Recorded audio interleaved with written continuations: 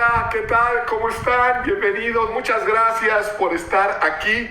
Y antes que nada, una disculpa por estar iniciando una hora más tarde, pero tuve, créanmelo, una causa de fuerza mayor, lo que le sigue. Pero bueno, ¿para qué les aburro con detalles? Lo importante, gracias a Dios, es que ya estamos aquí.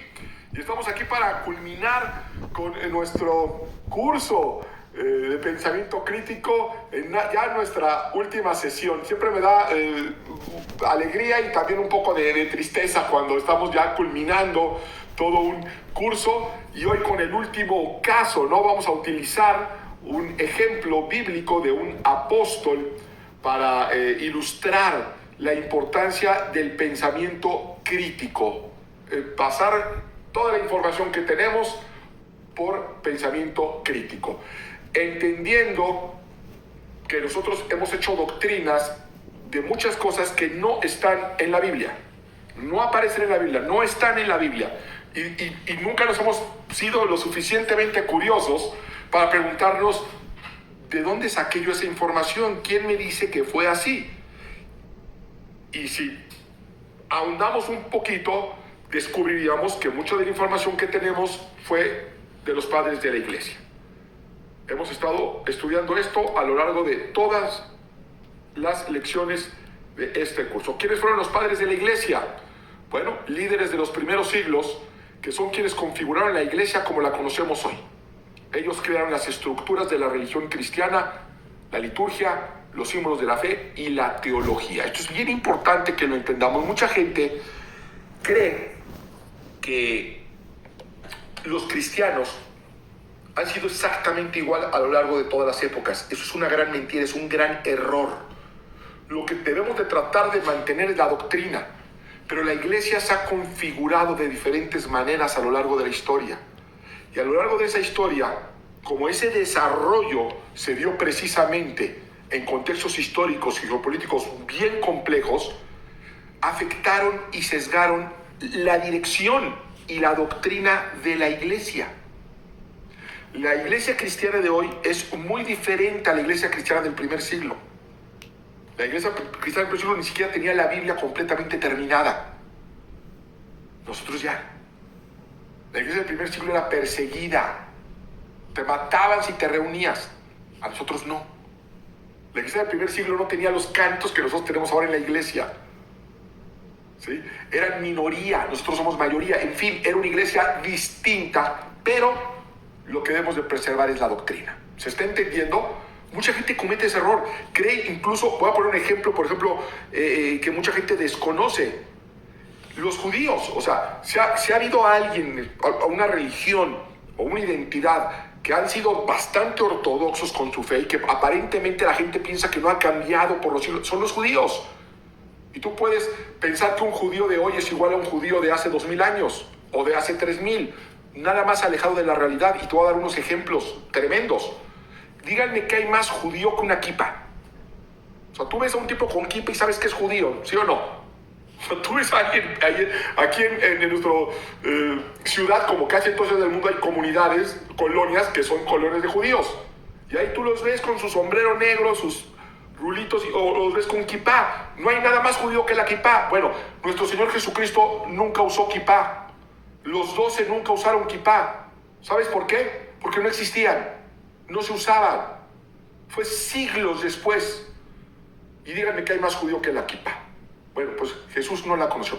Díganme que hay más judío que la estrella de David. Bueno, Jesús no la usó. Los apóstoles no la usaron. La nación de Israel, que hoy está en su bandera, no la usaban. Es algo relativamente moderno. La estrella de David, o sea, fíjate, los símbolos más característicos del judaísmo actual no existían o eran desconocidos hace 2000 años. Ya no te quiero hablar de los tiempos de David, o de, llama la estrella de David, que no es ni la estrella de David, realmente es el escudo, pero eso es otra historia. Ya no te quiero hablar de Moisés, ¿me entienden? Ahí te va otra tremenda, el Pesaj hebreo, la Pascua judía, que Jesús practicó en lo que nosotros conocemos como la última cena. Hoy los judíos la celebran de una forma distinta. Para empezar, no comen el cordero. No comen cordero en la actualidad. Mucha gente lo ignora. Entonces, debemos de entender que las religiones, como el lenguaje, como las metrópolis, evolucionan con el tiempo. Sufren transformaciones, en algunas ocasiones muy profundas. Y muchas de esas transformaciones no obedecen a ningún criterio espiritual, o no obedecen, son respuestas geopolíticas. Entonces se han ido sumando muchas cosas, así como de repente tú sacas algo del océano que lleva muchos años ahí y ya tiene ahí unos moluscos pegados y están bien pegados, tan pegados que parece que estuvieron siempre ahí. No. Entonces nuestro trabajo, el trabajo del pensamiento crítico aplicado a la escritura, que ahora existe lo que se conoce como ciencias bíblicas, es precisamente quitar todos esos moluscos, quitar todas esas algas, quitar todo ese óxido, que tú has de pensar que así era ese pedazo de metal, que era verde oxidado originalmente. No, originalmente pudo haber sido blanco, reluciente. Y es nuestro trabajo hacer eso para encontrar y vivir un cristianismo más puro. Muchísimos dogmas se adoptaron con los siglos. Muchas cosas que hoy son dogmas de fe fueron impuestos muchos siglos después. No lo conocieron cristianos durante siglos, no los conocieron y no fueron lo que ahora son dogmas de fe. Entonces, volviendo, ¿sí? Estos padres de la iglesia van a imponer dogmas, historias, tradiciones en su contexto. Todas esas son equivocadas, no, pero muchas sí, Por eso nuestro trabajo es preguntarnos quién lo dijo, cuándo lo dijo, por qué lo dijo y cuáles son esas fuentes y evidencias, sin sesgo confesional. Lo único que no aceptamos aquí, en estos cursos que no son religiosos, es porque así lo dijo mi pastor o porque así lo dice el sacerdote. No, bueno, eso no es el fin de este curso. Si así es tu forma de pensar, es muy respetable, este curso no va a ser para ti. Aquí estamos para hacer un análisis con el pensamiento crítico. No es que esto sucedió, es que esto es no. ¿Quién lo dice? ¿Cuándo lo dijo? Y si estamos hablando de doctrina, de la doctrina verdadera que salió de la boca de Jesús, evidentemente quienes más cercanos estuvieron a Jesús, pues tienen más peso que quienes no lo estuvieron o quienes están separados por siglos o por milenios. No creo que necesitemos ser genios para entender eso. Que tiene mucho más valor el testimonio de un padre de la iglesia o de un discípulo de Jesús del primer siglo que uno del siglo XXI. Creo que eso es obvio. Y es sobre todo cuando se pudieron haber mezclado intereses o errores. ¿Se acuerdan? Y hemos estado viendo errores y engaños muy puntuales, con evidencia verificable. ¿Estamos de acuerdo en eso?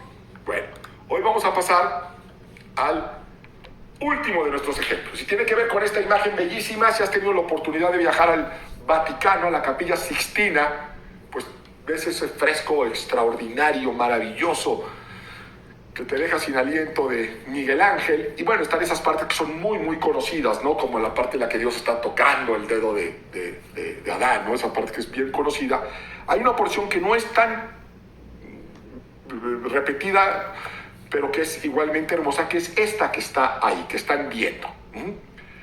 Y ahí, pues dentro de tanta cosa que hay, pues es difícil darte cuenta de ciertos detalles, pero la verdad es que esa obra es para analizarla y estudiarla, y ahí te puedes quedar a vivir, ¿no? De tantos personajes que hay, tantos símbolos, tantas representaciones extraordinarias. Pero hoy quiero que nos fijemos en una en particular. Ahí en el centro, donde está precisamente Jesús, hay un grupo de personas a su alrededor. Y si ves en la parte inferior derecha, hay un personaje muy curioso que debe de llamar mucho la atención. ¿Sí? Es calvo, con barba, tiene algo en la mano, y tiene algo en la mano derecha muy curioso que está colgando. ¿Alguien ya lo vio? ¿Ya lo están viendo? ¿Lo están identificando ya? Se los voy a agrandar para que lo vean. Ahí está, ¿sí? Ahí está ya aislado. Fíjense qué extraña figura. Yo les quiero preguntar, ¿qué te evoca esto? ¿A qué crees que representa? ¿O quién representa? ¿Qué piensan? A ver, los escucho. Aquí recuerden que hay que participar. ¿Quién quiere participar? Pueden abrir sus micrófonos. Denme un segundo. Ya pueden abrir sus micrófonos. A ver, ¿qué te evoca? Si tú fuiste a la Capilla Sixtina o si vas a ir, ahora te vas a fijar cuando lo veas, ¿qué es eso? ¿A quién está representando? ¿Alguien me dice? ¿Alguien tiene alguna idea? No lo googleen, porque si no tiene chiste.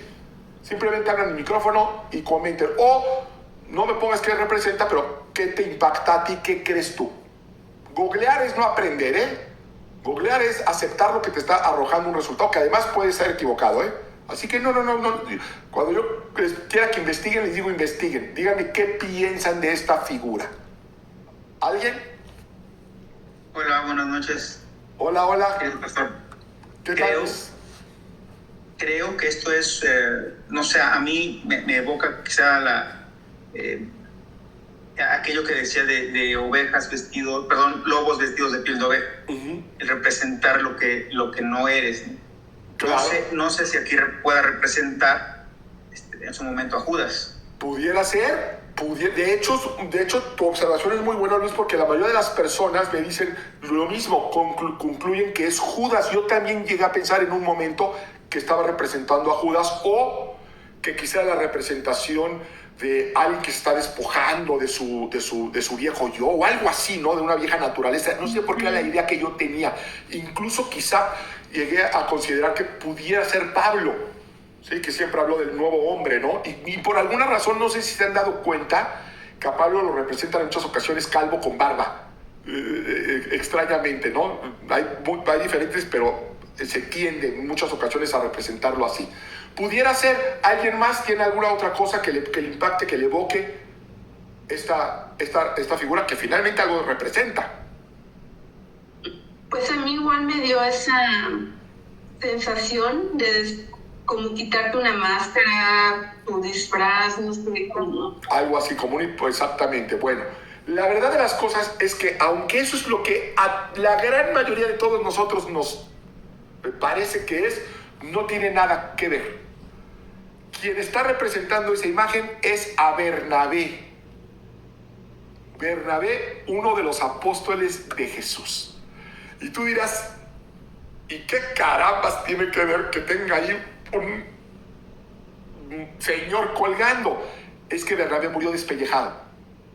O eso es lo que nos dice la tradición, que Bernabé murió despellejado. Y entonces Miguel Ángel está representando a los apóstoles de Jesús, y entre ellos Bernabé, pues quizá, no sé, eso sí no son especulaciones, quizá pidiéndole justicia a Jesús por lo que él vivió, y que tiene ahí pues su piel, ¿no? Un dato curioso, pero ese es nada más ya un anecdótico, la cara del Bernabé despellejado, muchos expertos consideran que es un autorretrato de Miguel Ángel. Pero esas son de esas curiosidades que luego los artistas ponen, ¿no? Si ves que siempre hacían cosas extrañas, muchos dicen que ese es el autorretrato de Miguel Ángel, pero a quien está representando ese personaje es al apóstol Bernabé. ¿Por qué? Porque murió despellejado, ¿no? Bernabé o Bartolomé, y hoy, pues evidentemente, como ya lo habrán inferido, va a ser el personaje sobre el cual vamos a desarrollar esta mentira de los apóstoles. Bartolomé, un discípulo distinguido. Y les pregunto, pero con ganas de que me respondan, y si no saben, digan no sé, pero participen. ¿Qué sabemos de Bartolomé? Porque cuando empezamos este curso y les pregunté qué saben de Pedro, sabían mucho. ¿Qué saben de Juan? También sabían mucho. Hasta incluso de María Magdalena, cuando la vimos en su momento, también teníamos información. Ok, ahora de Bartolomé, ¿qué sabemos de Bartolomé? ¿Alguien? Adelante, los escucho, participen. Buenas noches, pastor. Hola. Fue compañero de Pablo. Ok, muy bien. Ya, aquí ya tenemos una cosa, es compañero de Pablo. ¿Qué más? ¿Alguien más? ¿Nadie más? O sea, no saben nada de Bartolomé, nunca lo habían oído mencionar. Sí, pero... Pero quién sabe. Bueno, vamos a la Biblia, ayúdenme o esto se va a hacer eterno. Ahí hay muchos versículos bíblicos, ¿va? Mateo, Marcos, Lucas, Juan y Hechos. Vamos a leerlos todos. ¿Por qué? Porque en todos ellos aparece Bartolomé. Vamos a Juan, capítulo 1, verso 47. Yo voy a leer Juan 1:47 mientras cada uno de ustedes búsquese uno y ahorita nos vamos de corrido. Yo mientras busco Juan 1:47. Oigan, ¿qué creen? Déjenme echar a grabar, que no está grabando. Ay, Dios mío. Recording in progress. Si no me doy cuenta, se quedan sin grabación. Y luego me van a reclamar y con justa razón. Pero miren, ahí está y yo afortunadamente no hemos visto todavía nada. Juan capítulo 1, verso 47. Este lo leo yo, ustedes repártanse los demás.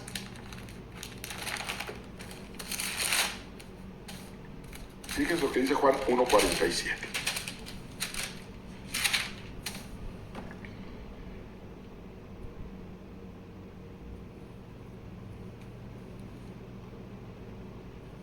Voy a leer desde el 45. Dice, Felipe buscó a Natanael y le dijo, hemos encontrado a Jesús de Nazaret, el hijo de José, aquel de quien escribió Moisés en la ley y de quien escribieron los profetas. ¿De Nazaret? Replicó Natanael. ¿Acaso de allá puede salir algo bueno? Ven a ver, le contestó Felipe.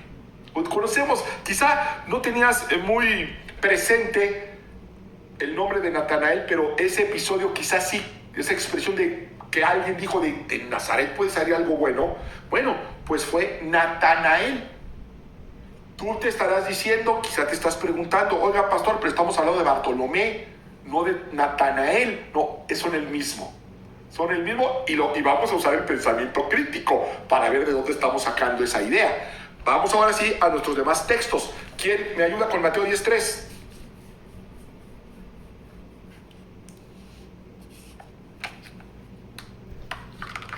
Yo aquí me quedo, hasta que alguien me ayude con Mateo 10:3. Dice Felipe, Bartolomé, Tomás, Mateo, el publicano, Jacobo, hijo de Alfeo, Lebeo, por sobrenombre Tadeo.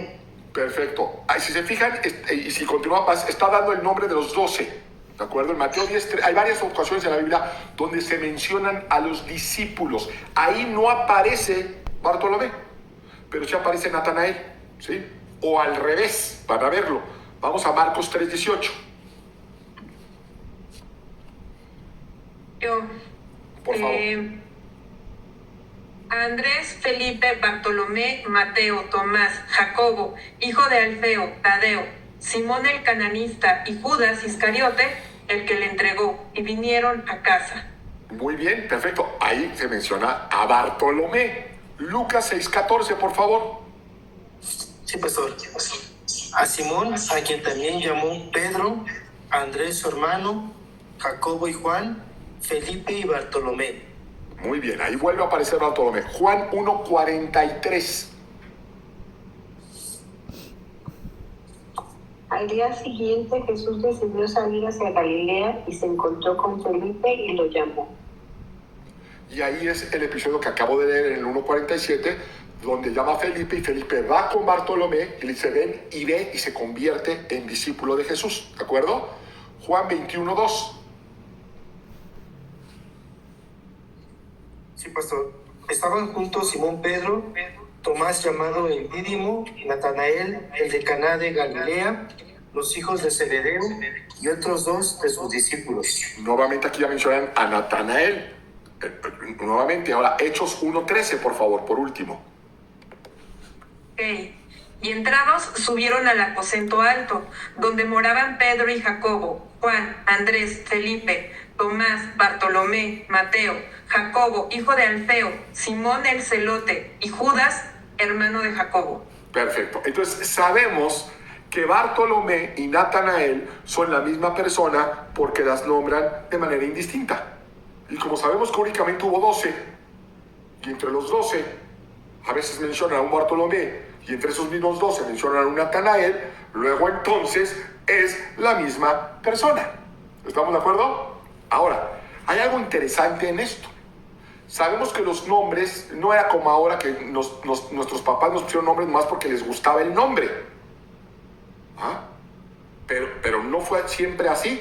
De hecho, eso es un fenómeno, una costumbre relativamente actual, que pongamos nombres únicamente por fonética. En todas las culturas, prácticamente en toda la historia, los nombres tenían un profundo significado, siempre. No era nada más porque sonaban bonito, tenían que ver con su destino, tenían que ver con cómo nacieron, tenía que ver quiénes eran sus padres, cuál era su misión, su tribu, lo que fuera. En este caso, Bartolomé y Natanael, que es el nombre de ellos, están relacionados con sus ascendentes. Bartolomé significa hijo de Ptolomeo. Eso es lo que significa. O sea, lo identificaban como hijo de Ptolomeo, que realmente quiere decir Ptolomeo. Entonces, cuando lo importante aquí de Bartolomé, con la importancia que tenían, y Natanael es hijo de un Natán, pero Bartolomé, que es hijo de Ptolomeo, fue la forma en la que se dirigían a él. Ahora, aquí hay una curiosidad, porque Ptolomeo, a diferencia de Natán, no es un nombre hebreo, es un nombre griego, ¿sí? Recuerden que en esa época el griego estaba totalmente instalado en la cultura. Por eso muchos tenían un nombre hebreo y un nombre griego. Y se usaban indistintamente. Por ejemplo, está Pedro, está Petros y está Cefas, que son tres maneras de referirte a Pedro. ¿Ah? Aquí es Bartolomé. Bar siempre es hijo de Ptolomeo. Ahora, ¿alguien sabe de dónde viene el nombre de Ptolomeo? O sea, hubo un Ptolomeo sobre el cual todos los demás se van a empezar a relacionar con ese Ptolomeo. ¿Alguien sabe quién fue ese Ptolomeo? Si no, yo se los digo, díganme, no sé nomás, no pasa nada. Si no es clase de historia, no estamos en Yo examen. no sé. Ok. No, pastor. Cuando Alejandro Magno conquista el mundo, tuvo unos generales que son quienes a su muerte, saben que él murió muy prematuramente, ¿sí? Se repartieron el imperio. Y uno de esos fue Ptolomeo. Ptolomeo va a iniciar una dinastía, la dinastía ptolomaica, establecida en Alejandría, Egipto, poderosísima. ¿Saben quién fue de la dinastía ptolomaica? Por ejemplo, Cleopatra, ¿sí? O sea, Ptolomeo fue realmente un emperador faraón, porque cuando, ustedes saben que Alejandría estaba en Egipto. ¿Qué tiene que estar haciendo? Cuando yo escucho Alejandría, pues a mí me suena Europa, ¿no? A mí me suena así como Venecia, no sé, es que no Egipto. Egipto Ra, Munra, otra cosa, pero no Alejandría, no. Alejandría está en Egipto. ¿Por qué en Egipto? Porque Egipto fue siempre la capital de los imperios. Egipto fue un imperio tal que sobrevivió, tal que sigue existiendo. Y Egipto vio pasar a los romanos, vio pasar a los griegos, vio pasar a los persas, vio pasar a los asirios, vio pasar a todos, a los hititas. Y entonces se fincaban en ese lugar. Por eso Alejandro finca Alejandría en Egipto. Y de ahí viene toda una tradición. Bueno, de ahí viene la tradición ptolomaica. Bueno, el hecho de que se refieran a Bartolomé como hijo de Ptolomeo no quiere decir que fuera hijo de Ptolomeo, pues fue siglos antes, sino que era ascendente de él. Y por lo tanto era parte de la nobleza. O sea, tenía una estirpe real. ¿Ah? Como siguen existiendo hoy personas. En la actualidad existen descendientes de reyes y descendientes y aspirantes a tronos que ya no existen, como el emperador de Brasil. Existe la persona que le correspondería el trono si Brasil volviera a ser una monarquía.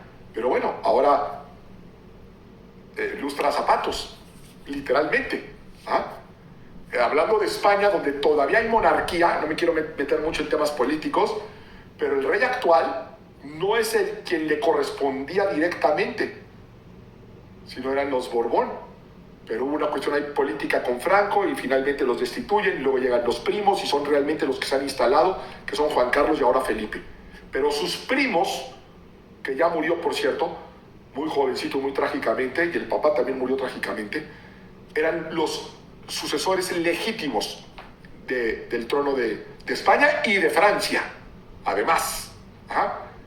¿Qué te quiero decir con esto? Que hay gente que viene de estirpe real, pero pues cayeron en la desgracia porque cambiaron los imperios, cambió la política, lo que tú quieras y mandes. Bueno, ese debió haber sido el caso de Bartolomé.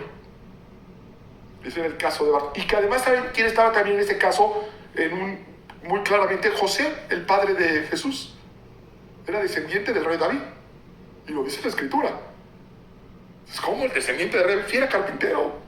¿Por qué? Pues porque el trono davídico había caído hace muchísimos siglos y ahora estaban bajo un imperio. Bueno, ya llevaban una seguidilla de ser un pueblo sojuzgado por otros imperios, donde ellos no tenían ninguna participación ni ningún valor. Es más, eran hasta un peligro para si hubiera aspiraciones monárquicas.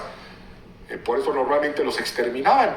Pero ya cuando estaban muy alejados de la posibilidad, pues ya llevaban sus vidas. Es el caso de José, fíjense, el padre putativo de nuestro Señor Jesucristo, descendiente del rey David. Y es el caso de Bartolomé, donde estamos viendo que en la Biblia se menciona una y otra vez. Ahora, eso es lo que nos dice la Biblia, pero no nos dice mucho más.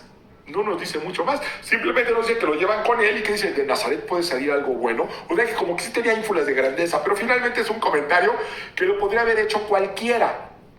Pero ¿qué nos dicen las fuentes históricas? Porque tenemos información más allá de la Escritura.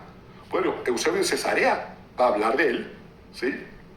En su historia que hace de la iglesia cristiana, y nos va a hacer saber que él llegó hasta la India, hasta Armenia, donde todavía es santo, ¿no? Para algunas iglesias allá, porque se dice que llegó hasta la India junto con Tomás y que llegó a Armenia, que también murió martirizado, precisamente despellejado. Eso no está en la Biblia. Eso no lo tenemos en la Biblia. Lo sabemos por Eusebio de Cesarea y los padres de la iglesia. No tenemos tampoco motivos para dudarlo porque lo están relatando muy cercano a los hechos. Y ya muy alejado de los hechos, pues es muy fácil mentir, como ahora decir, pues cualquier barbaridad puede ser cierta cuando ya pasaron 2000 años. No, yo digo que Bartolomé visitó Alemania, y pues ya pasó tanto tiempo y como no hay manera de científicamente demostrarlo, la cosa se complica, pero afortunadamente ese es el valor del testimonio temprano, porque si alguien dice una locura cuando están vivos, o cuando están sus discípulos vivos, dicen, perdóname, eso no es correcto. Él está vivo y nunca fue a Alemania, ¿me entienden? Y nadie lo puso en duda.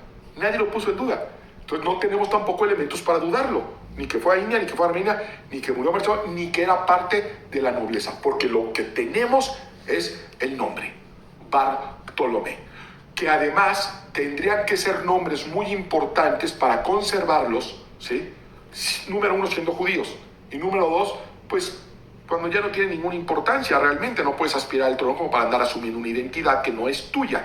Entonces, si lo hacían, es porque muy probablemente fuera cierto.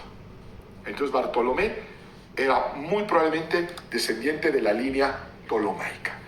¿Y por qué? ¿Y cuál es aquí la mentira? ¿Dónde está aquí lo importante? Bueno, vamos a analizar a Bartolomé.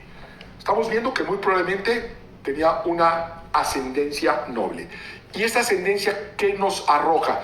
Pues ciertas tradiciones, cierta cultura, cierto nivel, ¿sí? Cierto nivel. Se podría haber perdido el nivel social, su estatus social, pero pues les queda a alguien que tuvo educación, a alguien que fue noble, les queda eso. Hay tantos ejemplos de gente que cayó en la desgracia, que fueron de la nobleza, que ellos se siguen poniendo. Hay una serie muy buena ahorita en Netflix que estoy viendo, precisamente de un noble durante la Rusia imperial, que bueno, pues se viene, ¿no? Se viene el cambio político, se viene Lenin, y pues los despojan. Él queda vivo afortunadamente, pero pues cae en desgracia, pero a él no se le olvida quién era y se viste, pues ya con su ropita rotita, pero elegante, de noble, y con sus modales de noble. Algo se tuvo que conservar. Entonces, ¿qué es lo que te quiero mostrar? que aquí tenemos a un descendiente de una línea ptolomaica. Tenemos a Juan, el apóstol amado, que ya vimos, venía de una línea sacerdotal, ¿sí? Y un hombre de influencia y un hombre de poder. Tenemos a Santiago el Mayor, que fue primer obispo de la iglesia en Jerusalén. Oigan, esto es algo tremendo. Esto es algo tremendo y que normalmente lo van a obviar porque trae ciertos problemas doctrinales a algunas personas. ¿Qué es lo que te quiero decir? La primera autoridad que existió de la iglesia más importante, que fue la iglesia de Jerusalén, fue Santiago el Mayor. No podías tú poner una autoridad a cualquier indocto, a cualquier ignorante. Y este fue un líder tremendo, Santiago el Mayor. Tenemos a Mateo. ¿Qué sabemos de Mateo? Sabemos algo bien importante que se va a obviar en muchas ocasiones. ¿Para quién trabajaba Mateo? Para el Imperio Romano. ¿Tú crees que cualquier persona podía trabajar para el Imperio Romano? No. Tenías que tener cierto perfil. Ahora, sabemos de qué trabajaba. ¿Qué era Mateo? Recaudador de impuestos. Recaudador de impuestos. Tenía que saber de números y de cuentas y de dinero y de administración.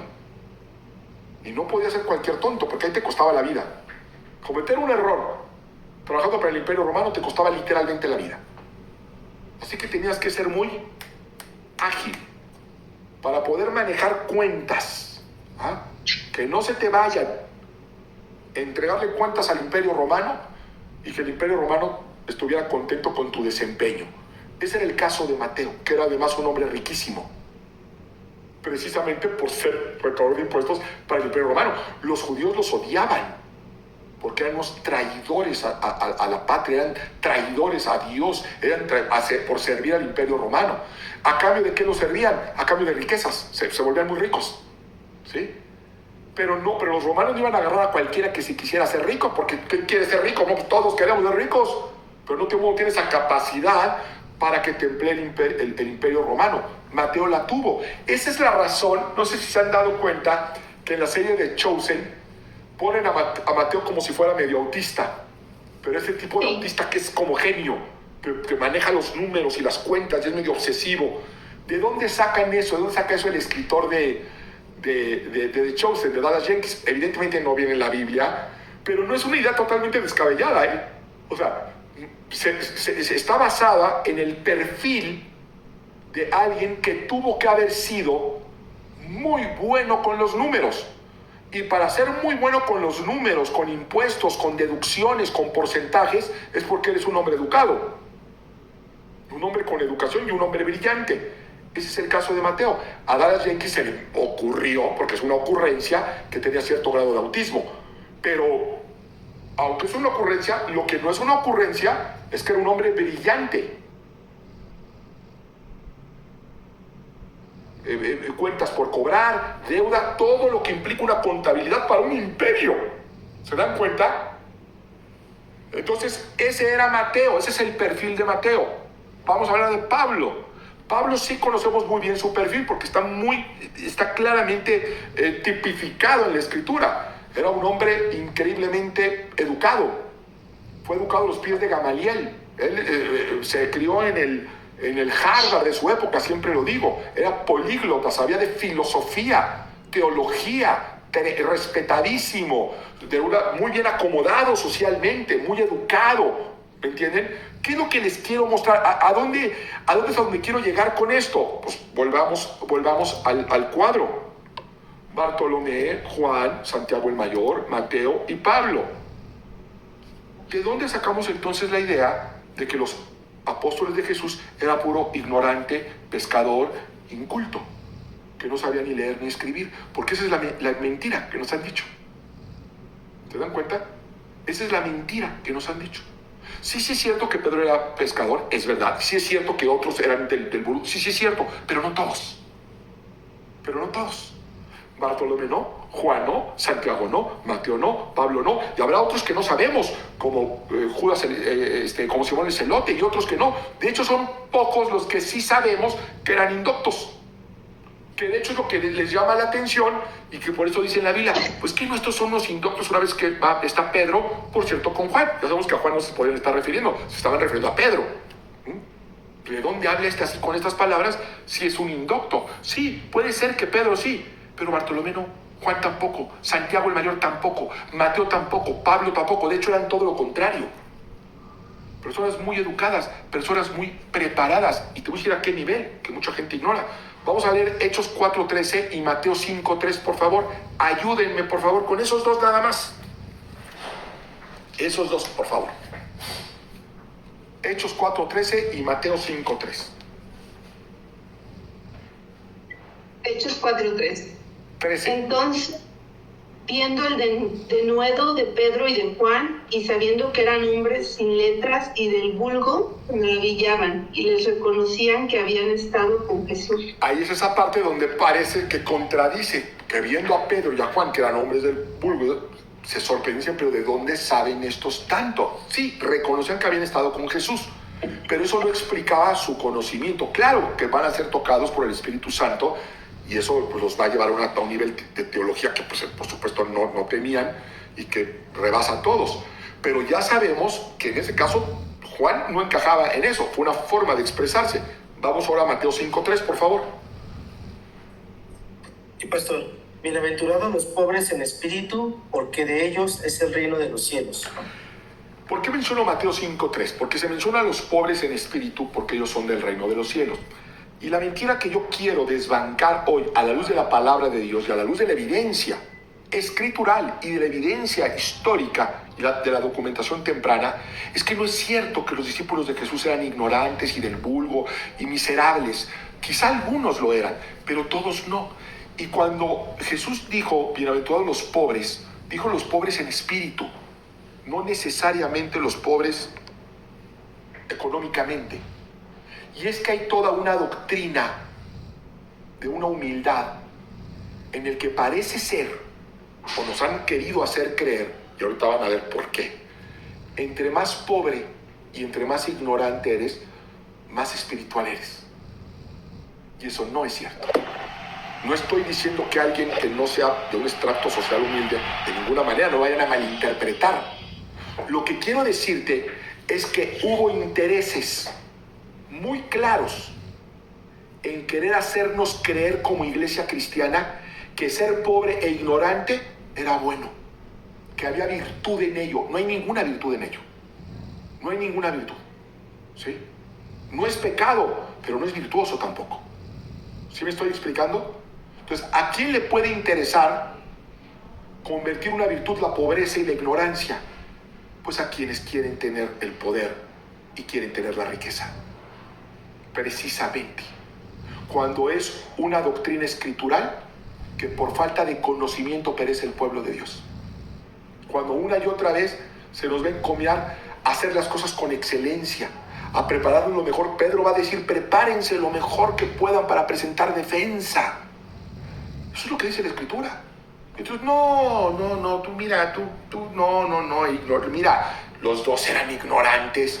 Pues que no te quedes tú ignorante, hombre. Pues si los dos eran así, Dios, y claro, Dios así nos puede usar, pero nos va a usar para superarnos. Que es el caso incluso de Pedro.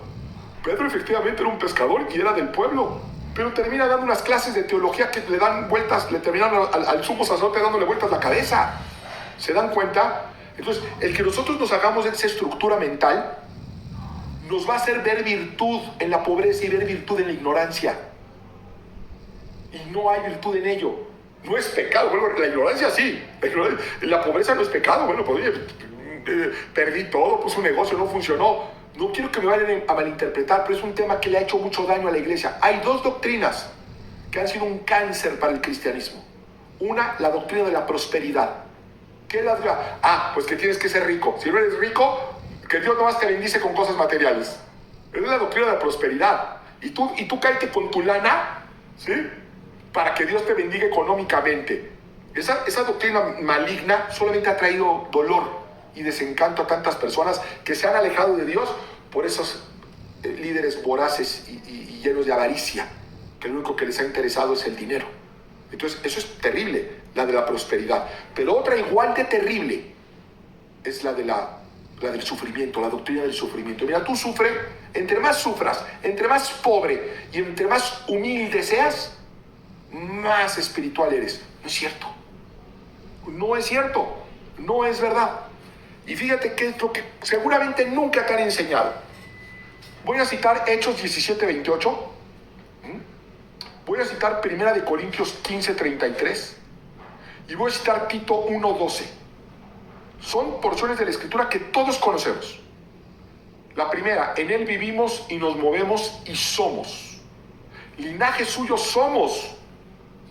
Las malas conversaciones corrompen las buenas costumbres. Los cretenses siempre mentirosos, malas bestias, glotones ociosos, ¿no? Estos son pasajes de la Biblia. Los conoces, los has escuchado.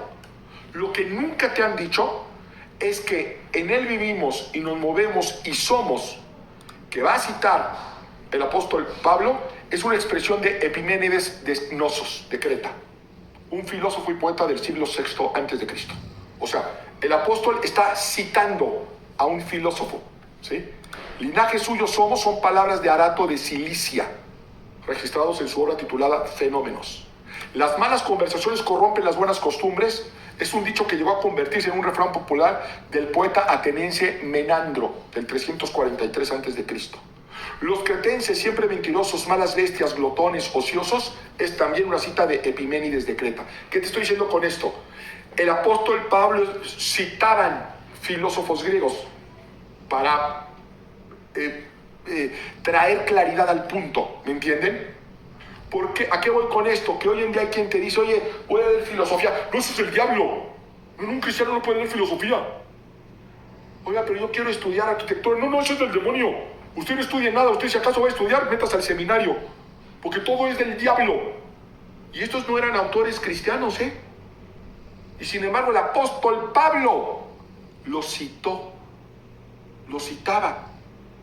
¿Por qué? Pues porque venía el caso para hacer más robusta el mensaje que él quería enviar, ¿me entienden?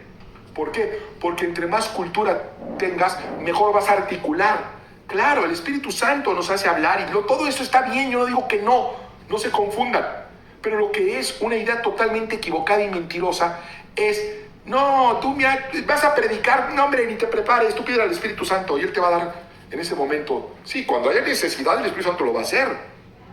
Pero en lo que hay una necesidad urgente, estamos llamados a estar preparados para presentar defensa. Nosotros deberíamos de conocer de historia, de filosofía, de Islam, de judaísmo. ¿Para qué? Para podernos volver filosos realmente y poder hablarle a un musulmán. ¿Cómo le vas a hablar a un musulmán? Pues es que la Biblia dice, pero es la Biblia y nada es lo mismo.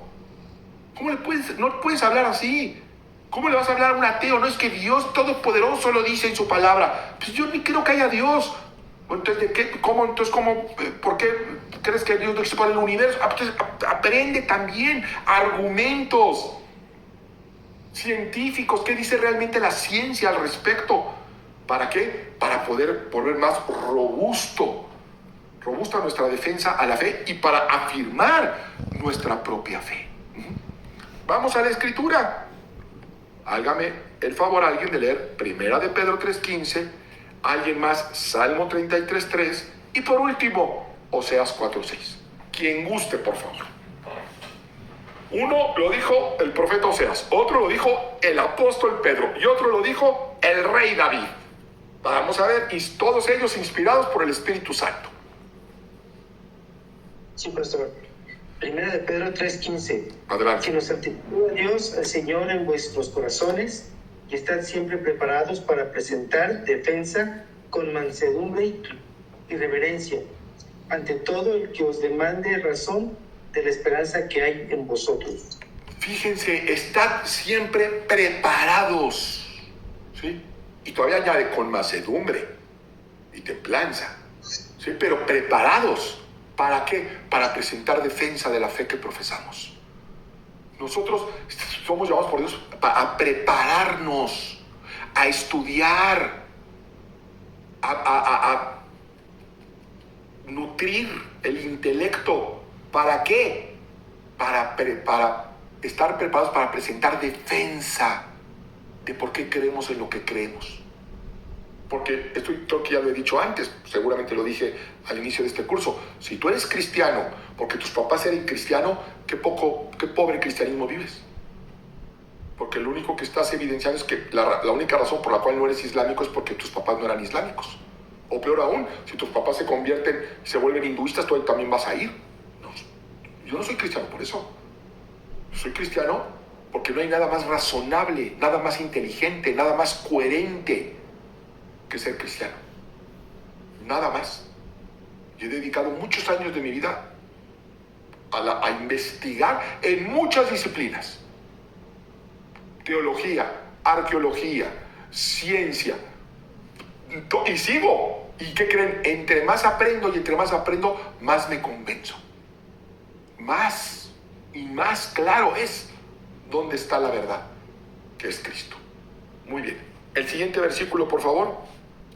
Era Salmo 33:3. Fíjense, esta es una instrucción del rey David.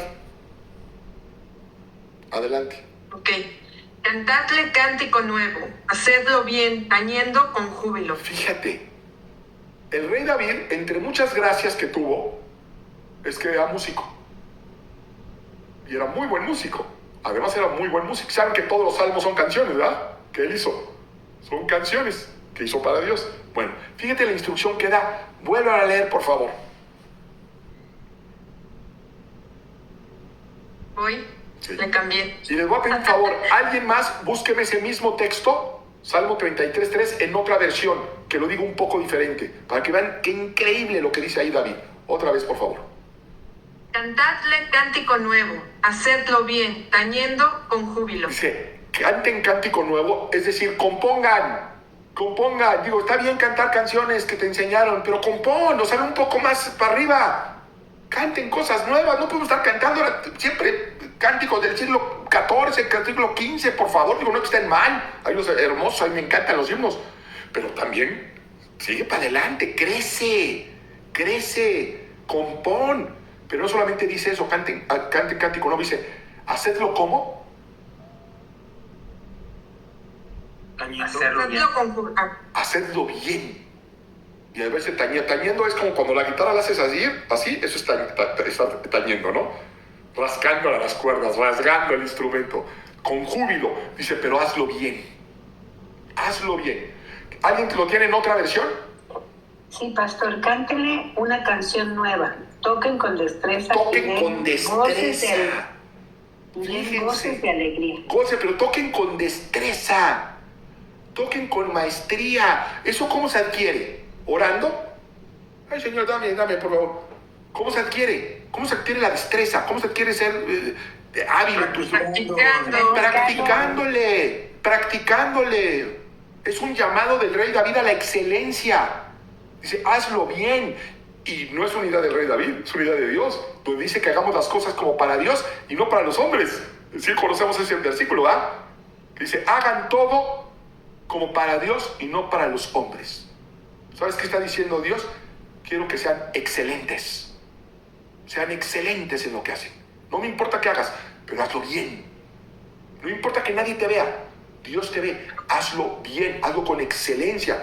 Aquí el rey David está diciendo, en este caso de un instrumento musical, sí, hazlo con gozo, qué bueno, todo está bien. Dice, pero hazlo bien. Yo me quiero imaginar a un músico de la corte del rey David, a ver si cantaba desafinado, ¿sí? O a ver si llegaba tarde al ensayo.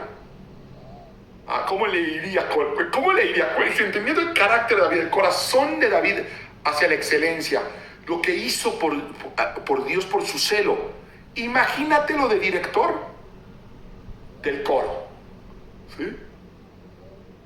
Debió haber sido súper estricto. ¿Por qué? Porque está bien. Fíjense, cuando se enfrentó a Goliat, era un gigante, y Goliat era hábil en las armas, era militar. David no era militar, ¿sí? Y conocemos la historia, pero no ponemos atención a los detalles donde hay una riqueza para nosotros, donde se nos dice que él dice, oye, pero no podemos dejar que este hable así, no hay quien lo enfrente. Pues no, le tenían miedo, dice, yo voy ¿Por qué voy a permitir que hable así de mi Dios? Y le agarra el rey Saúl y dice, ¿sabes qué? Ponte esta armadura, porque te va a hacer pedo. No, Dios está conmigo. Pero dice algo bien importante. Claro que Dios estaba con él. Y le va a decir a Goliat, tú vienes conmigo con jabalín y lanza, pero yo vengo en ti en nombre de Jehová de los ejércitos. Sí es cierto que va a decir eso. Pero lo que no ponemos atención es que él se quita la armadura y dice, ¿sabes qué? Esta armadura no es mía, no me queda. Yo en ese estoy muy incómodo y yo no me puedo poder mover bien con esto. Con lo que me puedo mover bien es con la onda. ¿Por qué creen que él eligió la onda a elegir una armadura con una espada? Porque la sabía manejar, de hecho se la clavó aquí. Sí. Aquí se le incrustó. La Biblia va a decir que los hombres de David podían darle a un cabello con la onda. ¿Por qué? Porque Dios estaba con ellos. Claro que Dios estaba con ellos, pero eran hombres esmerados. Era un hombre esmerado. Él dijo, denme la onda porque es donde más tengo posibilidades, que es lo que manejo, se la voy a clavar y Dios se va a encargar de que no falle, porque Dios siempre ha estado conmigo y yo ya he derrotado osos y leones. Así que también, en el nombre de Dios, me voy a echar este gigante. Pero lo que quiero compartirles, sin que no vaya de ninguna manera en detrimento a nuestra fe, ni en detrimento a lo que Dios hace en nosotros, ni a la confianza que debemos siempre tener en Dios, pero sin detrimento de eso, tenemos que esforzarnos. No es una instrucción bíblica. Tú no te esfuerces. Tú nomás confía en Dios y mira, date el paso al precipicio. No es cierto. Eso es una fe malentendida. Dios nos llama a la excelencia, a prepararnos lo mejor que podemos. Yo tengo un dicho que no es mío. Lo has oído. Yo también lo oí, pero lo hice mío. Que es, tú haz lo posible y Dios hará lo imposible. Yo estoy convencido que Dios se mueve en lo imposible. Todo lo posible es nuestro trabajo. Lo posible es nuestros terrenos. Lo sobrenatural, fíjense, queremos ver cosas sobrenaturales. Pon atención, es sobrenatural. Va más allá de lo natural. Va más allá de mis fuerzas. Va más allá de mis capacidades. Pero no quiere decir que no deba de tener fuerzas ni capacidades, sino que va a entrar más allá de. Y entre más capacidad haya, más se va a manifestar la sobrenaturalidad de Dios. Y si no me creen, pues nada más veamos cómo usó a Juan, cómo usó a Pedro. La persona más usada en el Nuevo Testamento a nivel doctrinal, sin lugar a dudas, sin discusión, es Pablo. No hay duda en eso. Quien discuta de eso no sabe de la Biblia. Pablo escribió prácticamente todo el Nuevo Testamento. Sí, claro, inspirado por Dios. ¿Por qué Pablo? ¿Por qué no otro? ¿Qué tenía Pablo que no tenían los demás? Amor por Dios, no lo tenían. Claro, estaba más instruido. Era un instrumento más, como en las manos de un pintor, pues Dios hace cualquiera con cualquier pincel horroroso. De hecho, de lo vil y de lo menospreciado se sirve. Pablo era vil y era menospreciado y había hecho cosas muy malas, pero no era indocto. Y fue el que le habló a los gentiles. ¿Por qué? Porque tenía hasta la capacidad de hablarle a los griegos en griego y utilizar incluso, hay una predicación de él en el Nuevo Testamento extraordinaria, donde usa una estatua griega al Dios desconocido para presentarles a Cristo. Cualquier otro se para ahí y ni conoce esa estatua, ni conoce la cultura griega, ni sabría bien a bien por dónde entrarles. ¿Se dan cuenta? Entonces, Dios nos quiere usar, por supuesto. Dios puede usarnos desde nuestra ignorancia, nuestros complejos, nuestras carencias, pero por supuesto que sí. Todo eso es un sí. Pero eso no debemos de pedir alimentarnos de una doctrina maligna, vuelvo a repetir, que entre más ignorante y entre más pobre seas, más virtuoso eres. No es cierto. Estamos llamados a prepararnos, a esforzarnos. ¿Cuántas veces no le dice Dios a un líder, esfuérzate y sé valiente? Se lo dijo a Moisés, se lo dijo a Josué, y son los que escogió para introducirlos a la tierra prometida, ¿no es cierto? Entonces, esa idea del cero esfuerzo para volvernos unos cristianos haraganes, ignorantes, es una mentira que no tiene fundamento escritural. Es una mentira que los 12 eran ignorantes. No es verdad. Y ya vimos ejemplos completamente puntuales. No encajan con la doctrina de la pobreza, de la humildad, ¿sí? que nos quieren vender. La humildad es otra cosa, la humildad está en el corazón, no en el bolsillo. La humildad es un estado del corazón, no es un estado de cuenta. Y lo han querido equiparar. ¿Quiénes? A quienes quieren un pueblo ignorante, a quienes quieren un pueblo empobrecido. ¿Para qué? Para enriquecerse, para que no cuestionen, para que no pregunten. ¿Por qué? Oseas 4:6, para concluir. ¿Quién me hace favor de leer Oseas 4:6? Porque mi pueblo fue destruido porque le faltó conocimiento. El pueblo. ¿Sí? El pueblo de Dios es destruido, ¿por qué? Le faltó conocimiento. Fíjense, no dicen mi pueblo fue destruido pues porque tuvieron mala suerte, o mi pueblo fue destruido porque no quedaba de otra. Dice, mi pueblo fue destruido por Satanás, por la obra del demonio. No. Dice, mi pueblo fue destruido por falta de conocimiento. Jesucristo, fíjate qué impresionante es esto. Jesucristo en Juan 10:10 dice que el ladrón no vino sino a robar, matar y destruir. Dice, pero yo he venido para que tengan vida y vida en abundancia. Una vida y una vida plena, ¿sí? Juan 10:10. Yo he venido para que tengan vida y vida. Y Jesucristo dijo, el que permanece en mí y mi palabra permanece en ellos, serán entonces mis discípulos y conocerán la verdad. Y la verdad los hará libres. Libres. Jesucristo relaciona el conocimiento con libertad. El conocimiento con crecimiento. Y la ignorancia con destrucción. Entonces, ¿cómo destruye el diablo que vino a robar, matar y destruir al pueblo de Dios? Con ignorancia. Haciéndoles que no conozcan. Claro, primordialmente la palabra de Dios. Pero una vez que conocemos la palabra de Dios, debemos de prepararnos en la palabra de Dios y prepararnos de manera integral en todo lo que se pueda. ¿Para qué? Primero para afirmar nuestra fe. Y después para poder ayudar a otros a afirmar su fe, porque tienen dudas, y dudas legítimas. Son dudas legítimas que necesitan que alguien se las aclare. ¿Dónde se las van a aclarar? ¿En un mundo secular? No. En documentales ateos tampoco. Entonces necesitamos prepararnos. Jesucristo eligió, dice que pasó toda una noche eligiendo. ¿Para qué? Para muchas cosas. Una de ellas es que nos identificáramos. Quizá no todo el mundo ha tenido las mismas oportunidades, no todo el mundo tiene el background. Claro que Dios nos puede usar desde un background de mucha carencia económica y sin haber tenido la oportunidad de prepararse académicamente. Claro, ahí está Pedro. Pero también está un Bernabé, también está un Juan, también está un Pablo. ¿Se dan cuenta? Y entonces esto nos equilibra. ¿Para qué? Para trabajar desde donde estamos. ¿Con qué? Con lo que tenemos y de ahí crecer. Para ir, como dice la Escritura, de gloria en gloria y de victoria en victoria. Y no perecer ni quedarnos en el camino. Fíjense qué trágico. No por falta de amor a Dios, no por falta de fe, sino por falta de conocimiento. Es un lujo que no nos debemos dar. Y yo sé que no te lo estás dando, tan es así que estás aquí. Tan es así que estás aquí, a ver, yo quiero escuchar, yo quiero ir a ver qué.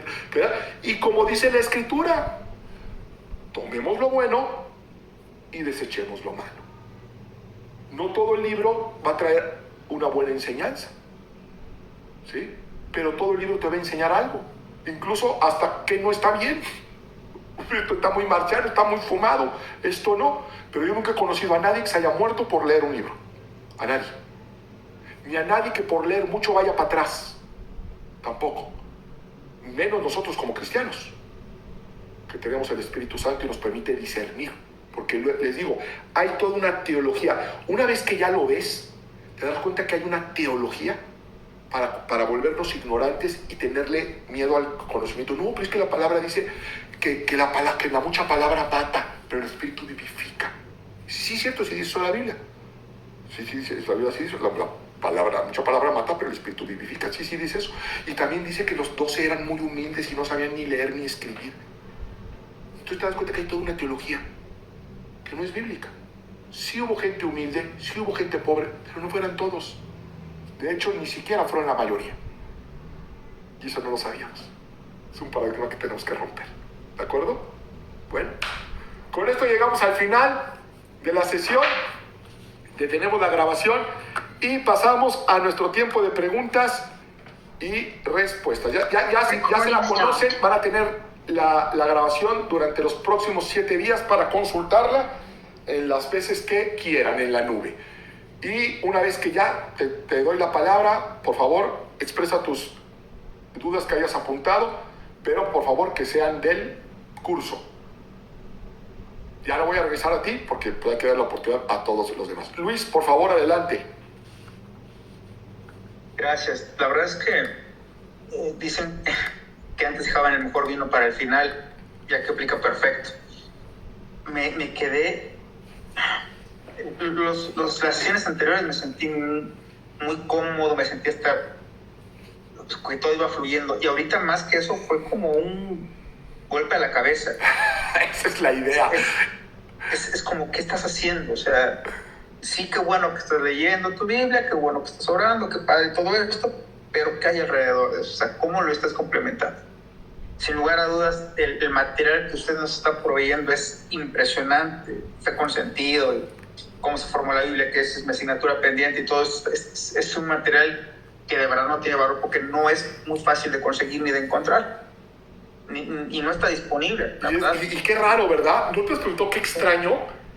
Sumamente extraño. Es raro. Yo te digo, hay una resistencia a que no nos demos cuenta de la verdad.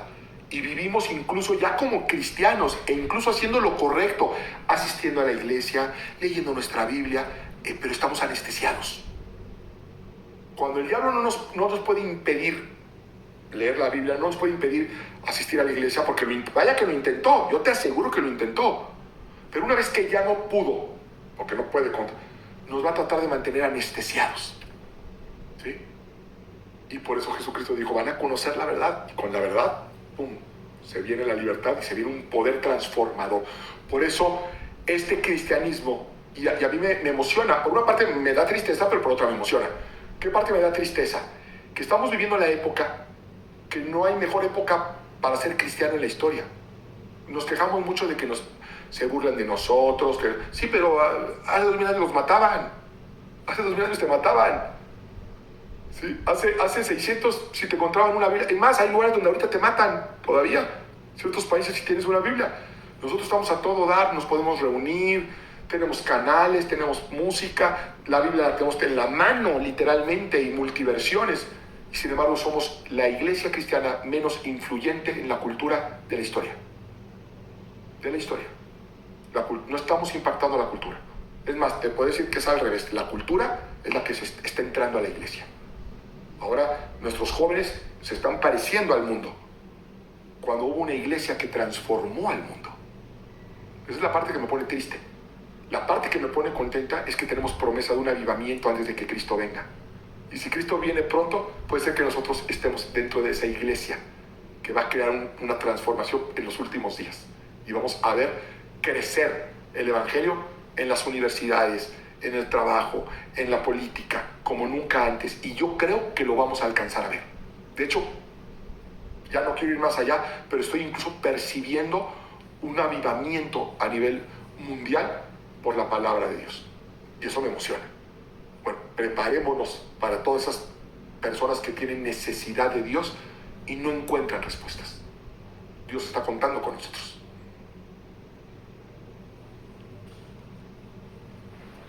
¿Ok? Gracias, Luis. Y el de cómo se formó la Biblia te va a encantar, vas a ver. ¿Alguien más?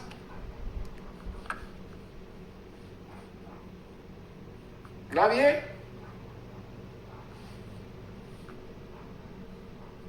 No, siempre digo nadie y nadie. Cuando digo, no, entonces ya me voy. No, yo sí, pastor. Pues nadie es nadie ahorita. A la 1, a las 2.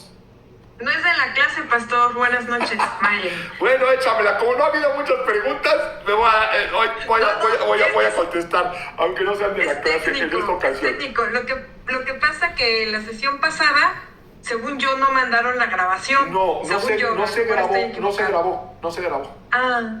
Me da culpa. Por mi culpa. Fue mi culpa. Sí, fue un error mío técnico. Discúlpenme, por favor.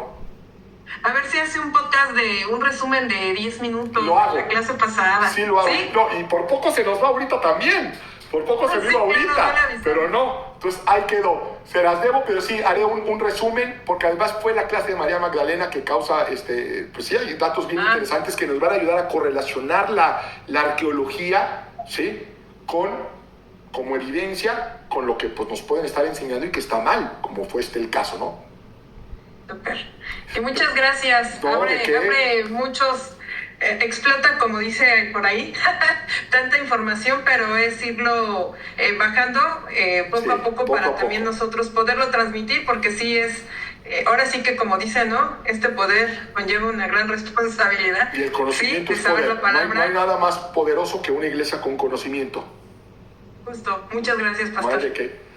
Bueno, pues ya me voy, entonces ahora sí, muchas gracias. Espero que el curso haya sido de edificación, que si no hay preguntas sea porque no hay preguntas realmente, no porque se hayan quedado llenos de dudas, pero para mí siempre es un gusto y un privilegio. Gracias por haberme acompañado, gracias por haberme aguantado el entrar en esta ocasión con un retraso, pero bueno, no quise decir al principio, pero estuve en el hospital, me sentí bien mal, muy mal, y de una cuestión cardíaca. Entonces yo creí que ya no iba a dar esta clase y posiblemente ninguna otra, pero fíjense nada más, Dios es tan bueno que no solamente no pasó a mayores, sino que salí de urgencias para dar la clase una horita tarde, que para haber estado con una arritmia cardíaca es algo milagroso y le doy gracias al Señor.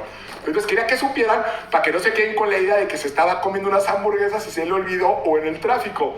No, fue algo realmente de causa de fuerza mayor, pero le doy gracias a Dios de estar aquí y de haberlo podido compartir con ustedes. Gracias por todo. Gracias. Te damos Un abrazo, que Dios te bendiga. Igualmente. Gracias. Que Dios los bendiga. Descanse, Sí, pastor, ya me voy a por dormir. favor. Ya me voy a dormir. Bye. Gracias. Que Dios los Gracias. bendiga. Bendiciones. Dios vea con el pastor Mauricio Sánchez Escola. Esperamos que este mensaje sea de bendición para tu vida. Para conocer más, visita nuestro sitio en internet www.iglesiabea.com.